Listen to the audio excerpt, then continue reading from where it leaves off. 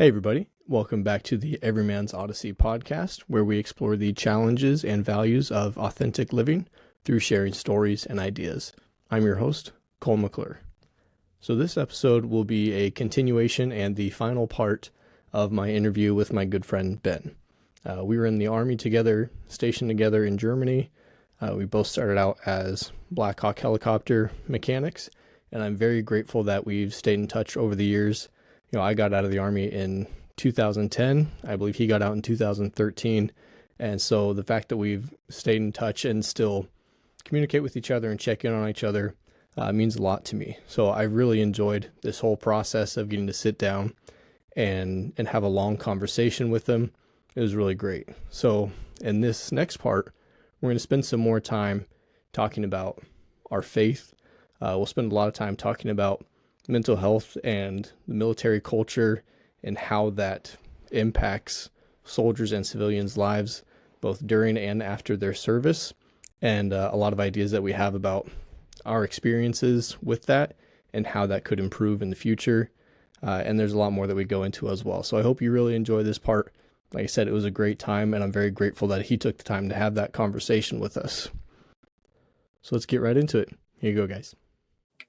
It's funny because when I first wrote this next question down is because I was writing the first episode for the podcast, and I was thinking about my sergeant right before I got out of the Army, and I was in a fight with my wife who was back stateside already, and trying to navigate that was really difficult. And so I'm complaining to my sergeant about this fight that I'm having, and his advice was and this guy had just gone through a divorce, and didn't even know where his kids were, and he was having a rough time all on his own. And he looks at me and just don't be a dick. That, yeah, dude, that advice changed my life, and I still hear it all the time. I use that one all the time. Yeah, don't be if a I'm dick. about to say something, just don't be a dick. Is what I'm about to say or do dickish? Then don't do it. Well, I am very grateful for that simple Army advice. What about Sergeant Fisher? That took me off guard. Holy crap. Yeah, I still have videos saved in my YouTube profile from Sergeant Fisher running through the barracks screaming at us and everybody just cheering him on. Oh man, you need to share those with me. That dude was awesome. Yeah, it's like Major Payne but bigger and nicer. Right. And he had his little dog named Tango. and now we have a little dog named Tango. He's disgusting, but he's named after that. That makes sense. Tangos are pretty disgusting. Oh man. Well, so what's a piece of advice, whether it's an advice that someone gave you like that, or a scripture that you really think about, or a quote that has kind of shaped your life and your decisions, when it comes to keeping you on track? Don't be a dick. Yeah. Most of the time, but if you need to be a dick, be the biggest dick you can imagine. Okay. No, that's not right. One of my favorite passages of the scripture is Micah 6:8. And it's, what does the Lord require of you? It's to do justly, love mercy, and walk humbly with your God. So, I'm sure it can be interpreted in thousands of ways, but, to do justly is not to inflict justice upon others, right? But to live in a way that is just and fair, and to treat, the golden rule, to treat others the way that you want to be treated. And, but on the other hand, to love mercy, because we all make mistakes. And I mean, who doesn't want to be extended mercy? But to also have the joy and see it as joy to extend mercy to somebody else, because you've made mistakes, you've pissed people off, you've done people wrong, you've cheated and stolen and lied. So unless you've been fully held accountable for every action that you've ever taken, there's no reason why you shouldn't be able to extend mercy Right. to others. And yes, there's a time and a place, and I know you're a father just like I am. And when you can, you do. When you can't, and it sucks because when you can't, you want to. You know what I mean? But yeah, humility. Like, humility is a big thing. Not as a poster child for that in any way, shape, or form, but it goes a long way. It goes a long way to just, in a secular sense, just being open-minded and realizing that everybody around you knows more about something than you. And, Right. Everybody's an expert at something. And there's a good chance that everybody you see is better at what they do than you are at what you do. Everybody is going through something that you know nothing about. And just be kind. Like, be kind. Be help other people. You know what I mean? Look out for yours and your own.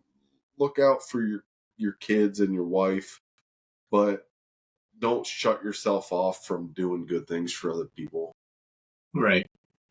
I mean, if you have, this is something that I've tried my best to live by for as long as I can remember. I don't even know when this hit me or when I started paying attention to it, but I do recall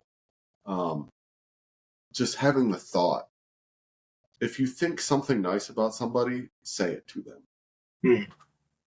If you can do something, if you have the ability to do something to help somebody, you have the responsibility to do it.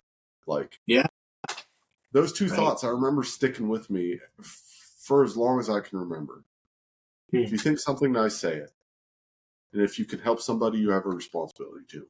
So what does that mean to anybody else? I have no idea. But those are two things that have kind of helped to guide me, along with, I mean, there's so much in here. Like,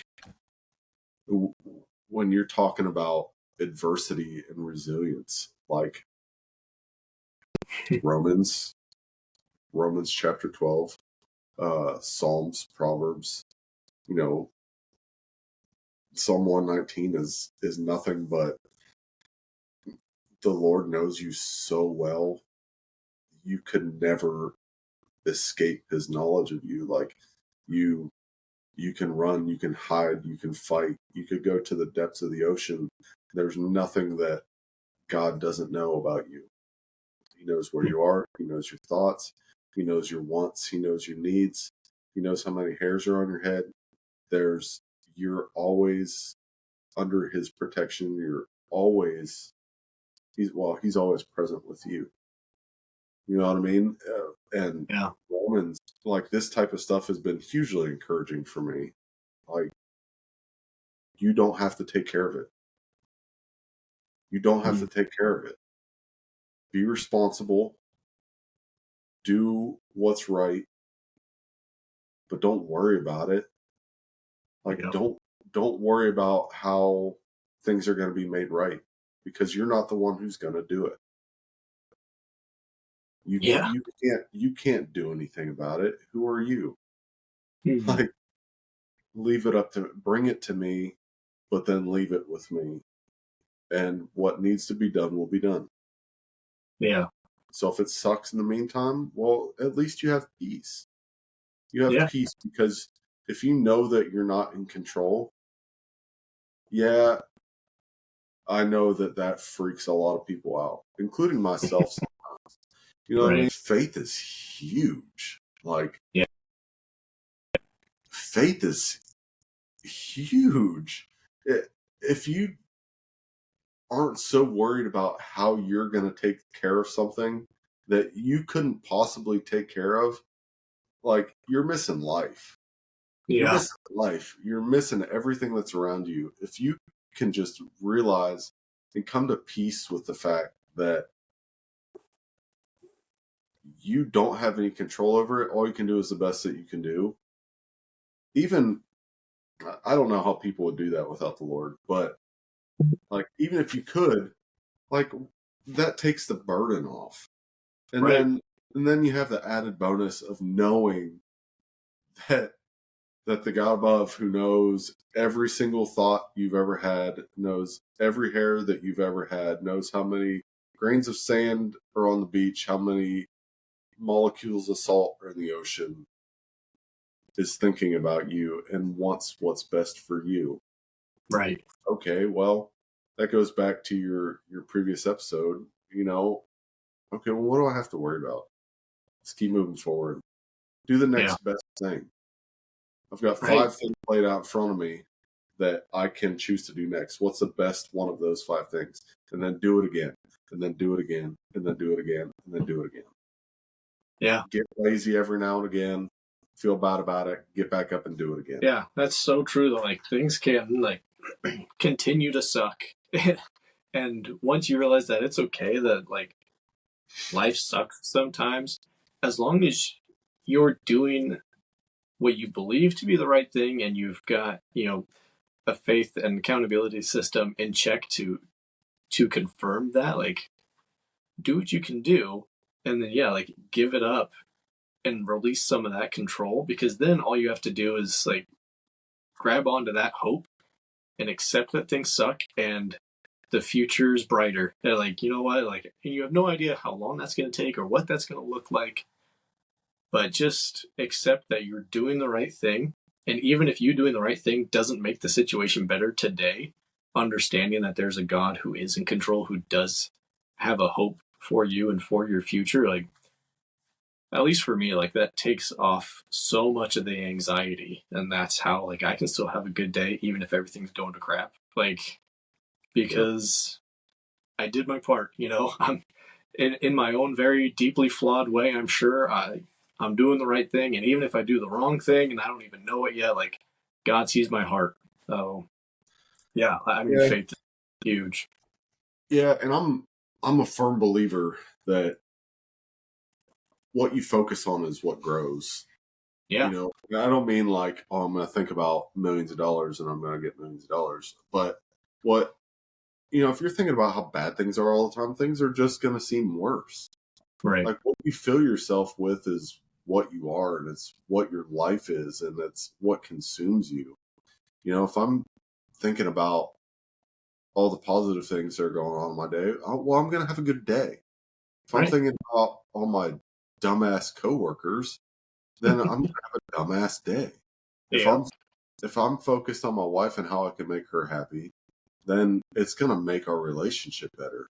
If I'm focused on what can be done around the house to make everybody more at ease when they come home at the end of the day, well, then that's what's going to happen. Right. So that, what you fill yourself with and what you surround yourself with, who you surround yourself with. I think it was a Zig Ziglar quote of all people. He said, you're the product of the 5 people you spend the most time with. And I have totally seen that in my life and people around me. Just pay attention for a minute. One of your kids has a new friend and they notice their vocabulary is changing or they're behaving differently or they're dressing differently. And then their new friend comes over to the house for the first time. You're like, oh, There it is. that makes sense. Yeah. Or you're hanging out with somebody from a different state for a couple of days, and then you come home and your wife says, you're talking different. What are you talking about? Yeah, you've been down in Georgia. You sound different.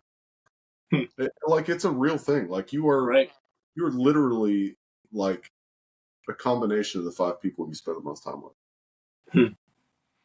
Yeah. So I think it was Marcus Aurelius who said like, your soul takes on the color of your thoughts. And then I think it's Proverbs 23:7 said, as a man thinketh within himself, so he is. Like, And that's so true and unavoidable. Like, That's you, scary sometimes. right?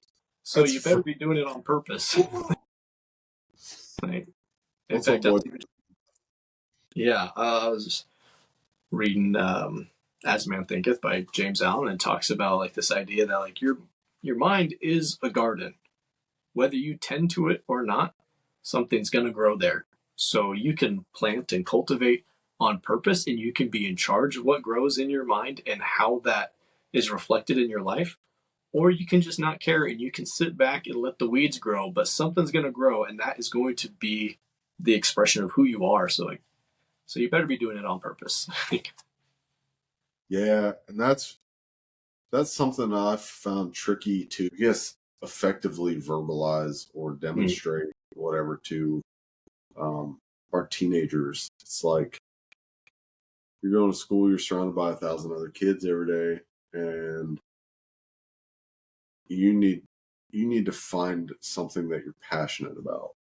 Yeah. Like, and you need to focus on it. You need to get good at it, and like you need to have goals.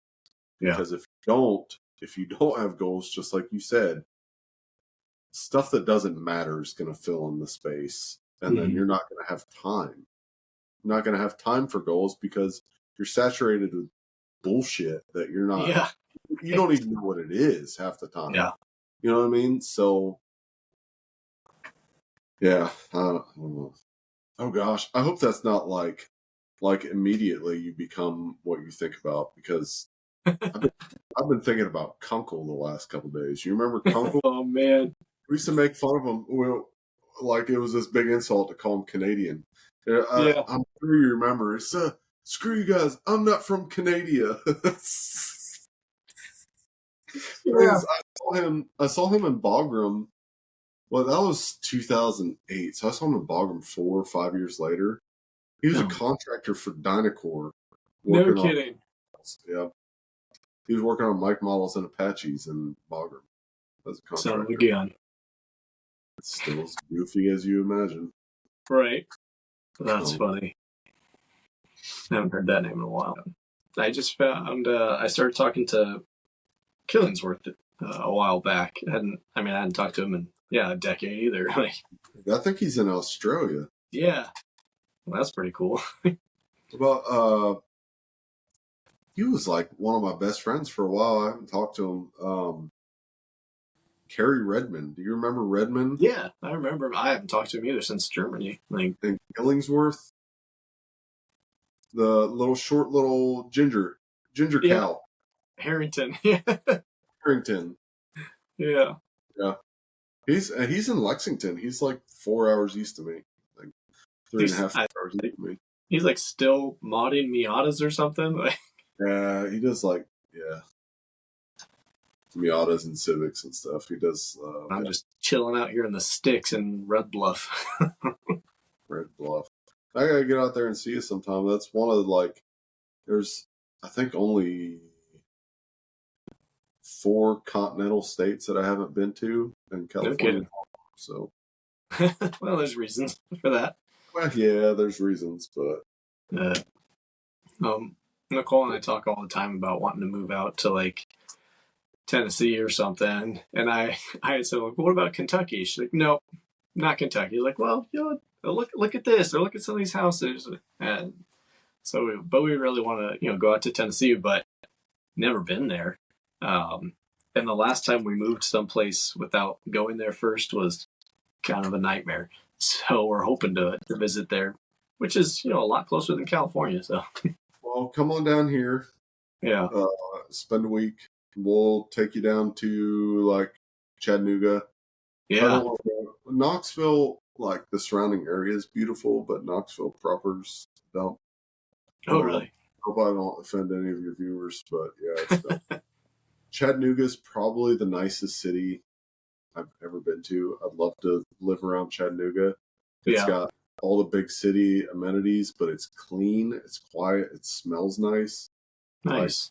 It's really surrounded by mountains, so that's perfect. It's beautiful. Yeah. It's beautiful. Yeah, one of my sisters is out in Texas, and she always tries to convince us to move out there, and I love her dearly. And when I think about Texas politically and stuff like that, sounds fantastic. But like, I need to be around some mountains, and what Texas calls mountains does not qualify. No. Yeah, I grew up in the Appalachians, so Yeah.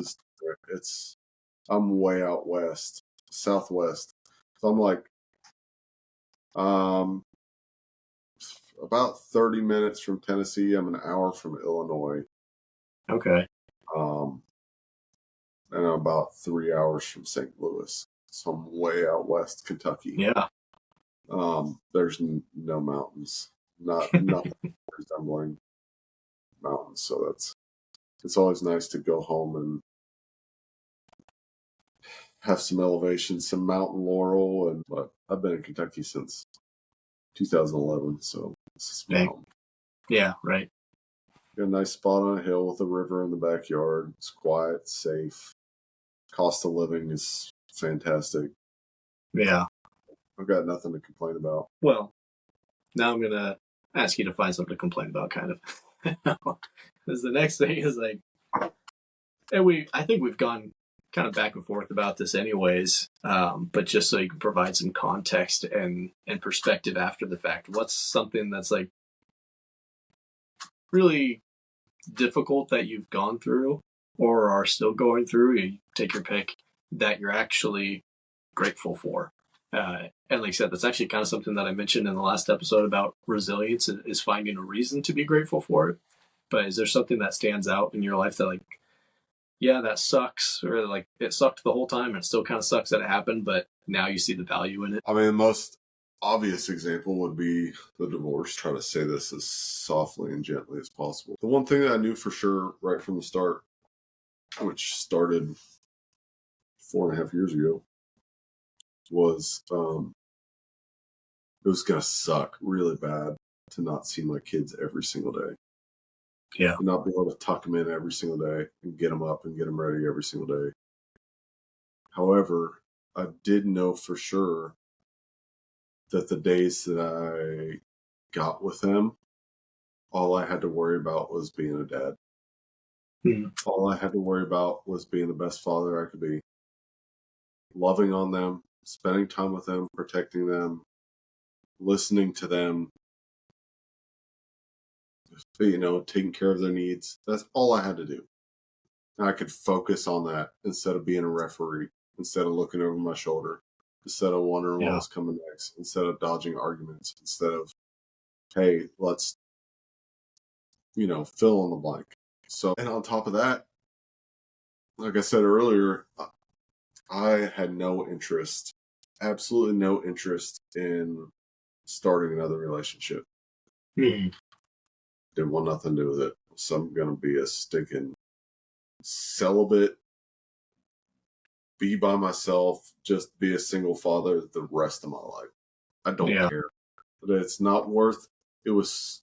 There was so much going on. I can't survive doing this twice. I can't risk it. It's not worth it. I got to be here for my kids. If I had to do this again, I'm not going to make it. But the most beautiful, wonderful, patient, loving, just providing woman I could have never imagined walked into my life, and that was all she wrote.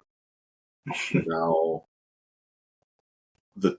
the son that I always prayed for, I've got 2 of them. Got another daughter, so I've got 5 daughters and 2 sons. Wow. We're all 9 Reese's, happy family. We've got a wife who's a licensed beautician who does their hair, who helps them with everything that they need help with, that otherwise they would just be clueless other than what their dad could do. Yeah.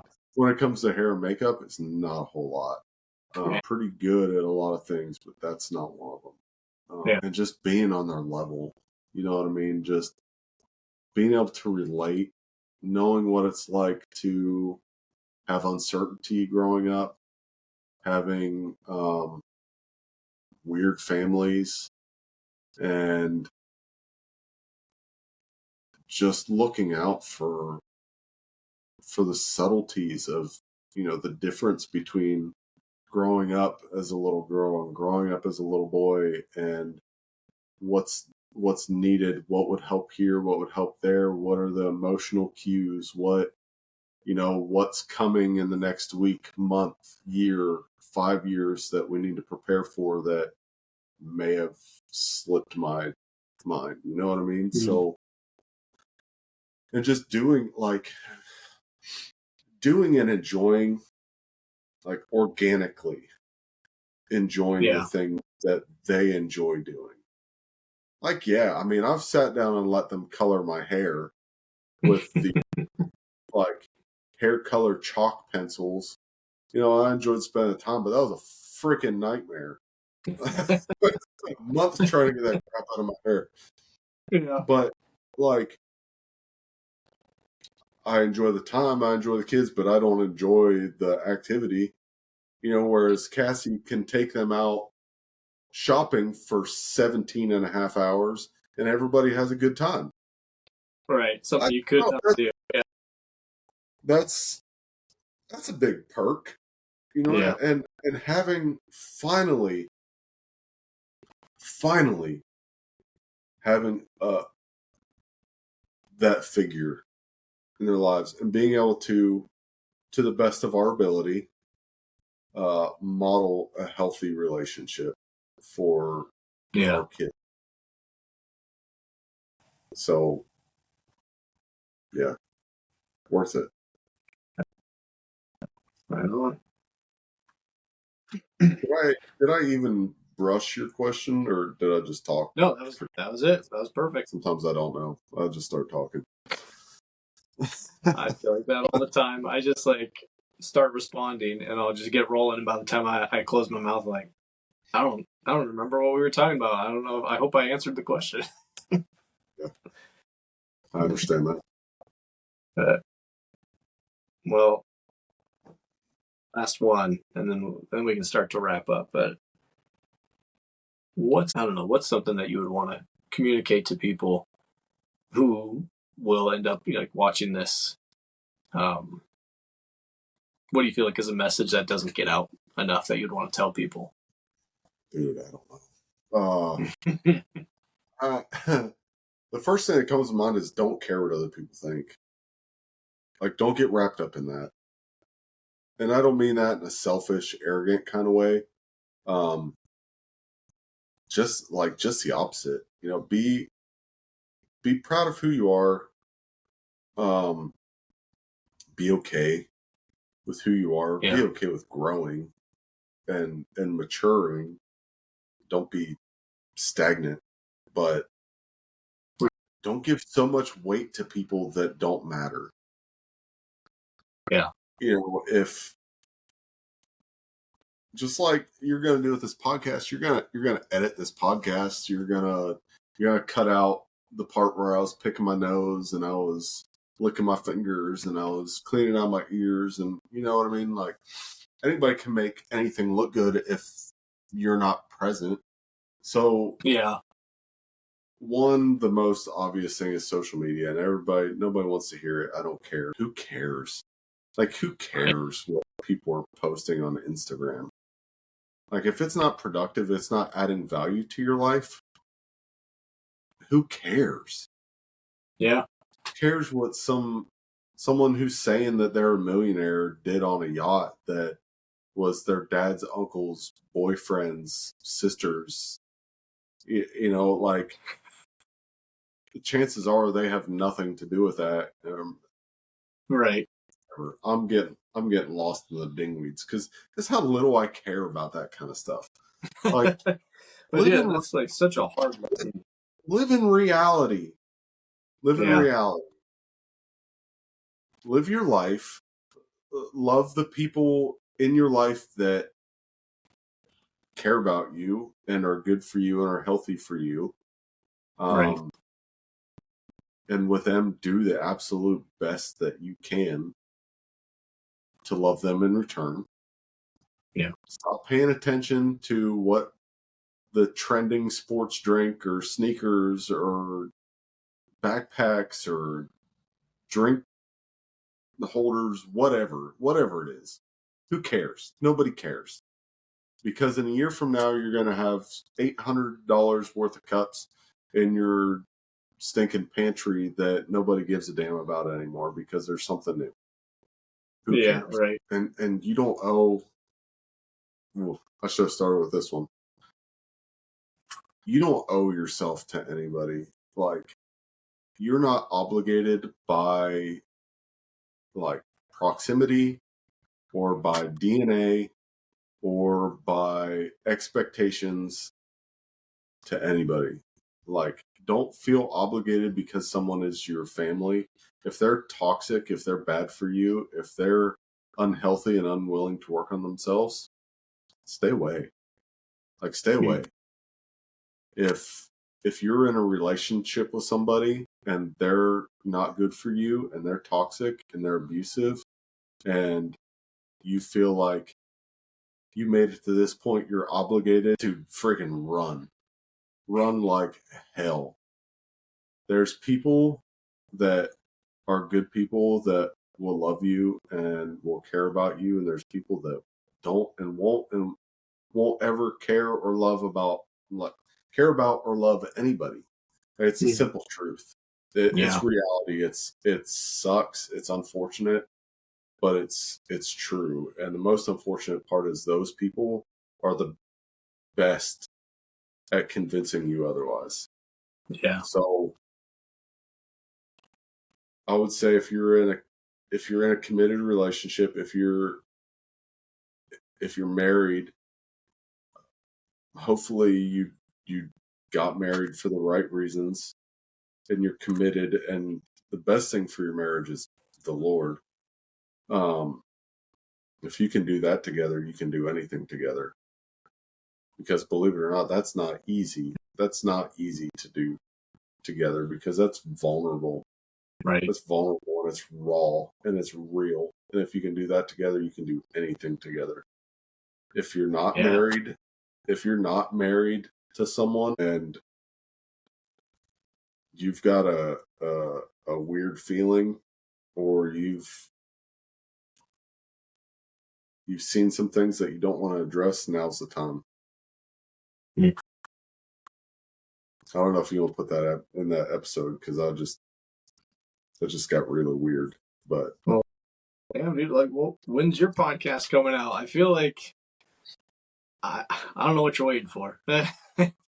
Well, I've got a good friend that I actually met through the Lone Survivor Foundation, Marcus Luttrell's. Oh, nice. Yeah. Yeah. So we went down to Texas and I met him there. He was a submariner in the Navy, of all things. So we talk from time to time. We talk about issues that are relevant to veterans and their families, and the care that's provided and or the lack thereof. And just everyday life and living and preconceived notions and expectations and versus reality. And we're just talking about how the everyday Joe doesn't really get a whole lot of representation or solutions. It's the more notoriety you have, the more attention you get from the Sean Ryans and the Jockos and the Ryan Fugits and stuff like that. There's millions of veterans that did a 3-year contract, did a 4-year contract, did a 6-year contract, did 2 6-year contracts, and got out as a staff sergeant, or you know what I mean. That it feels like an underrepresented population, and just the talk, just real talk, real life. The basis, the kind of the outline was the two of us just sitting down talking. Sometimes having guests on, kind of having more of a panel. We just have a 3-way discussion about what's going on. Talk to a guest about their experiences, what they see from their perspective that would that would benefit veterans, and not only veterans, but active duty service members that will be veterans one day, and how to better prepare them for that transition. Because Right. what we have, they're great resources, resume building, job fairs, and hooking you up with your local VA. Those are good things, but it's not everything. Right. It's really not everything. So we've kind of realized that as different as our experiences were, there's a lot of similarities. I kind of opened up earlier about how in Army aviation, it's got to be the most dangerous in garrison of all the MOSs. Right. It's got to be. I know far too many people who have died in garrison in accidents. Yeah. Like, it's got to be. Before I ETS'd, we got back from Afghanistan in May of 2013. I was going on terminal leave in September. And in that time, there was a span of 2 weeks where I was training as a flight instructor. I was in 2 Class A accidents within 2 weeks. So that's enough. Just training. Yeah. So, one, we were doing pinnacle landings. The other, we were doing auto rotations. So, and he was a submariner. It's kind of like you never escape the danger. You don't have a day where you're just doing a ruck march. And I'm not saying I would want to trade with an infantryman that, when we're downrange, hell no. I'll be in my aircraft, I'll provide support. I'll do everything I can do from the air, but I'm not a ground pounder. Yeah. When it comes to garrison, I'm not doing PT and rifle ranges every day. I'm doing real world scenarios just that happen to be in the continental United States or in Germany. So, not again any other MOSs that may be tuning into this. It's no harm, no foul. I hope it's just from the perspective. All I have is my own perspective. So there's that. So that's kind of the gist of it. Just one thing that came to mind was there was a tragic accident last spring, almost a year ago, right here in my hometown in Cadiz. There's medevac from my old battalion at Fort Campbell was out doing training flights, and they lost contact with each other, had a head-on collision, and 9 souls were lost. Yeah. Pilots, crew chiefs, and flight medics. That was just like 2 miles from my house. Yeah. And one of the things that really hit me from that was, what do we have as far as support while still active? We have the VA, the suicide hotline, and all that stuff, but I mean, I'm going to ask you a question. What was your perspective of seeking mental health treatment while you were active duty? Oh, man. Awful. Yeah. And I certainly hope that it's a lot better now, but I didn't want to at all. I mean, I was still doing everything I could to try and be deployable before, so I was taking, 30 pills a day, trying to figure out how to get Crohn's under control because I thought I was dying. And they had me on this medication. I was freaking out, and I was having like panic attacks when I would be in town in Germany. And a lot of that, maybe because the Army had me on so much medication that my brain was just freaking out. But I started having chest pains. And despite all my other complaints, that's what made it to where hey, you need to go see mental health. You're stressed out because I'm having these chest pains, probably because of the medication. But so I go to mental health and start talking about some of the stuff that I'd been thinking about and dealing with, and not even 15 minutes in, the guy looks at me like I'm an idiot. Like, because here I'm saying all these things and struggling with this stuff, and who's listening to me is the guy who talks to, all the other real veterans, which is a term I heard a lot, like real veterans or real soldiers with combat deployments. And he's looking at me like I'm so weak, because how could I possibly be having these feelings or these thoughts when I haven't actually served yet? And that tore me up. Like, I felt so embarrassed going into mental health. And I remember they never forced me to go again. They made me go that one time.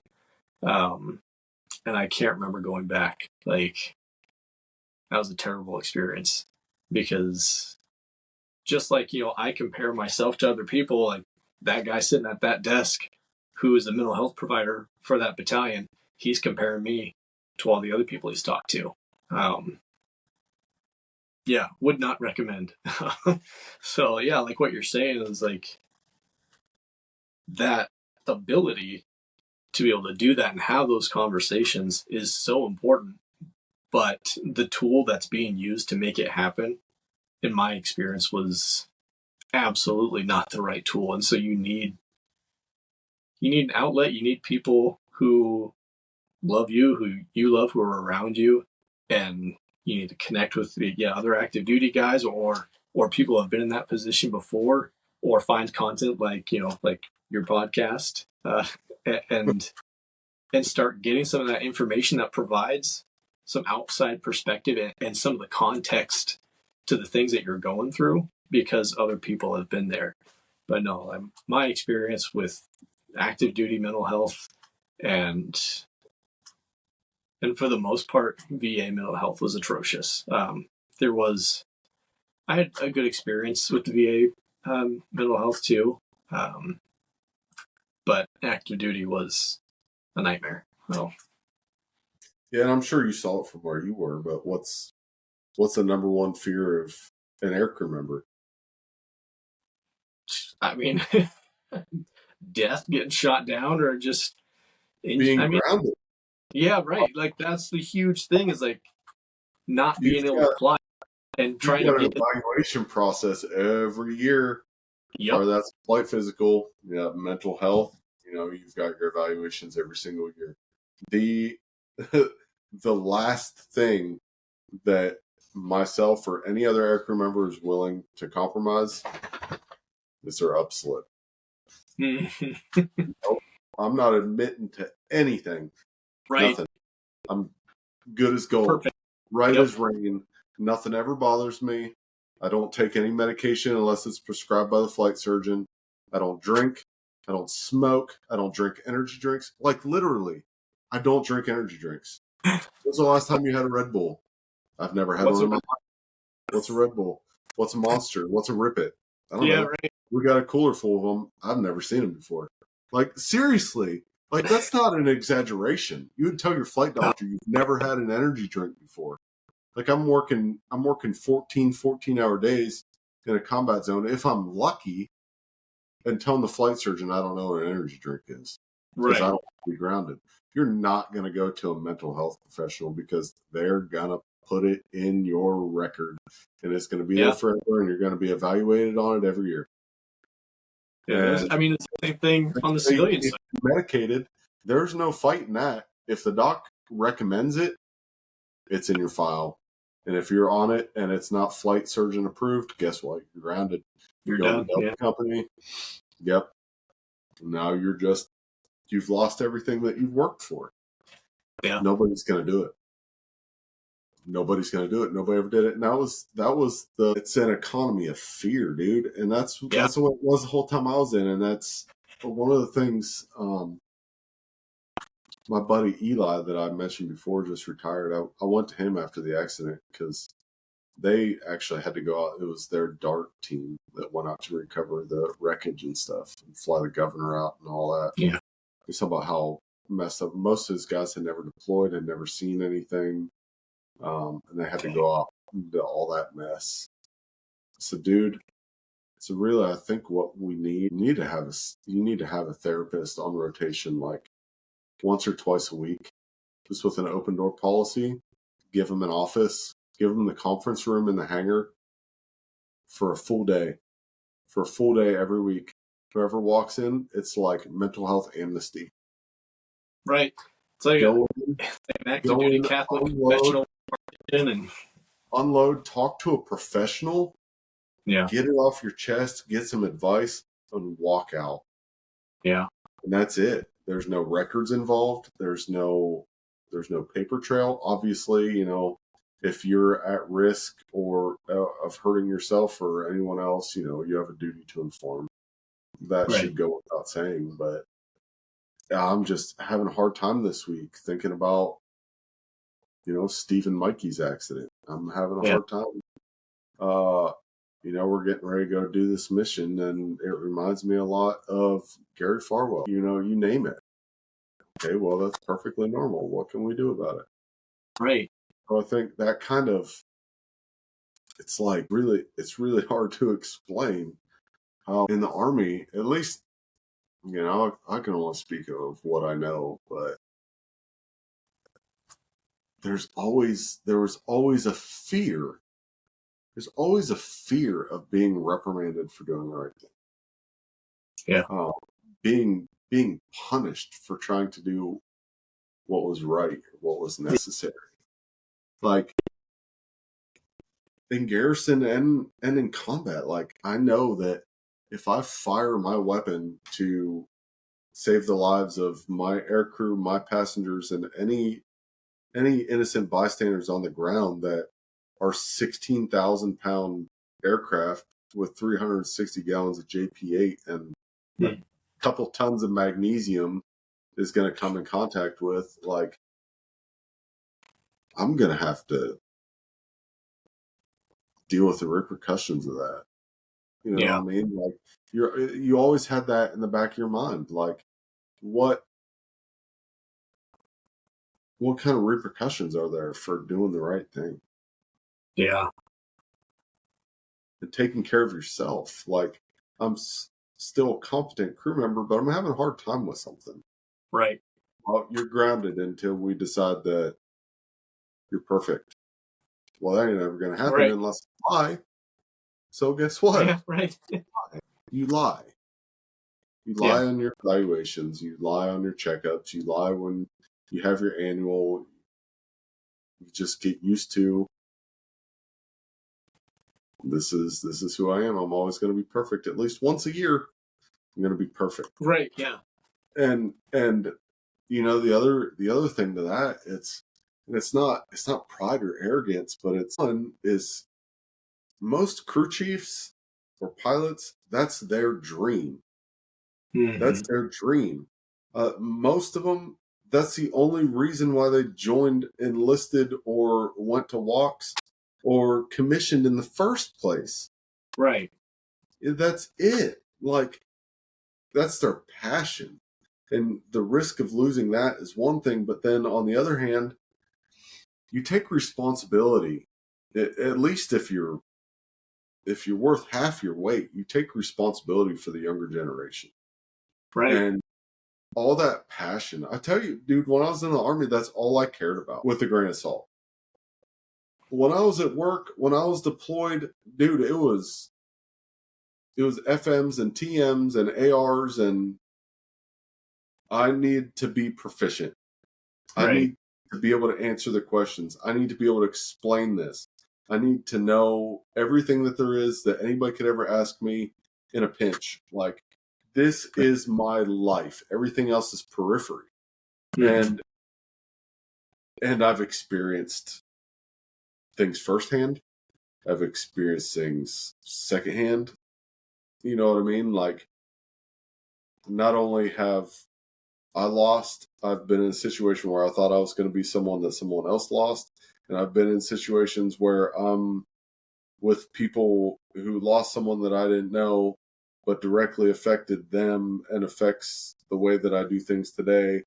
And if I fuck up, or if I slip up or I admit something that's going to get me grounded, that experience, that passion, that knowledge, it's going to be wasted.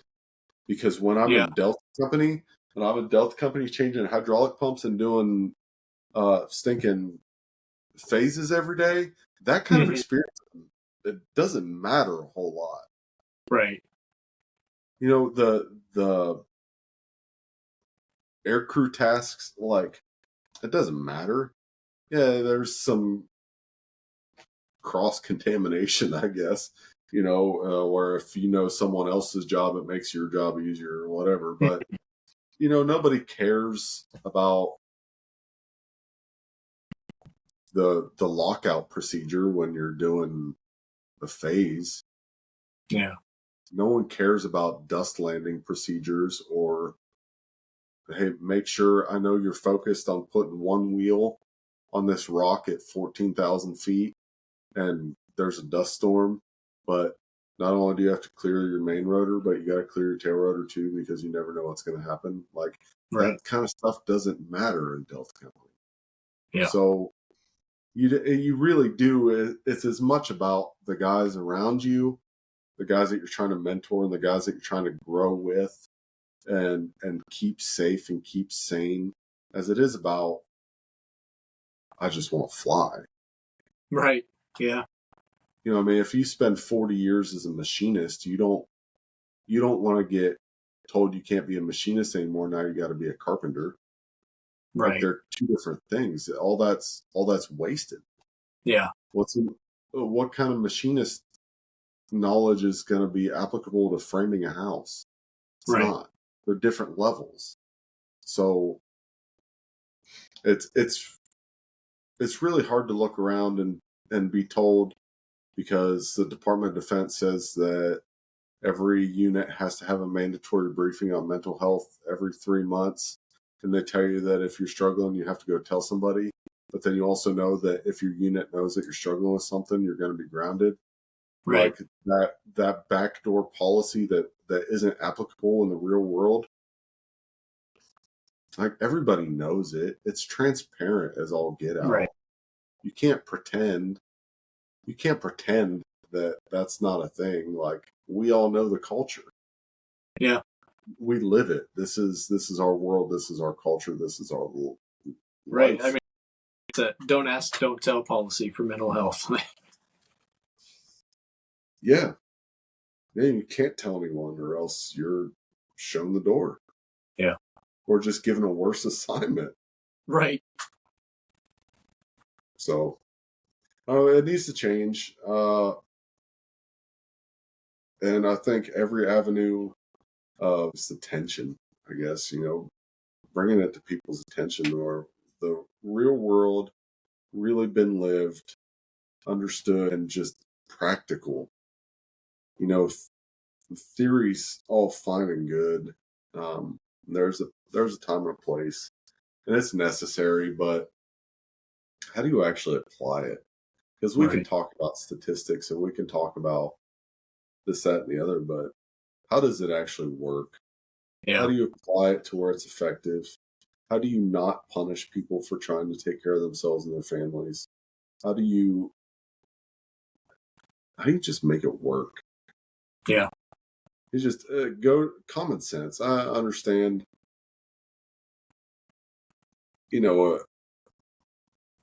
treat it like a business, business that's worth hundreds of billions of dollars a year. Right.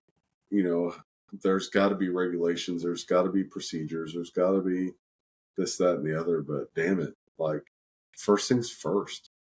Yeah. Even if it's a pilot program, bring a therapist into the hangar, bring a therapist into the office, take a therapist with you to the range day, and just be real. Just be real with each other. We're all doing it. Like, we're all doing it. We all know that it's affecting everybody else, but nobody can talk about it. The only time anybody talks about it is when you're hammered drunk at the bar with your best friend. You're supposed to be home 3 hours ago. Now you got to worry about how big of an ass chewing you're going to get from your bitchy wife when you get home. And that's not the place to do it. Right. You know what I mean? That's not the environment that you need to actually grow and heal. If you can vent, you can vent to your best friend, but your best friend is going through the same thing.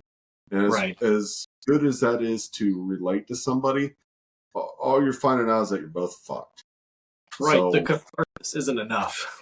No, you need to talk to somebody that's educated and understands the process and has been there, has seen walking in the door with your head on the ground, drooling on yourself, don't know what to do with your life, and has the practical understanding of how to get your chin up, man. How to get your chin up, drive on, move forward, and live your life without putting a stain on your record as if you're some kind of delinquent for wanting to do better for yourself. It would have helped a lot of people that I know.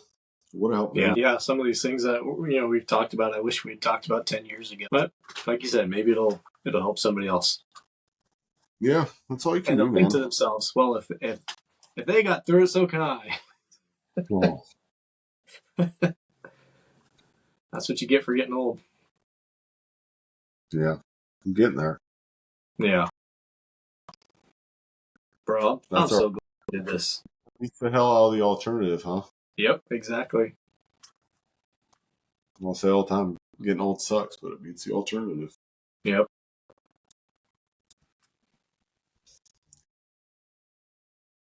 All right.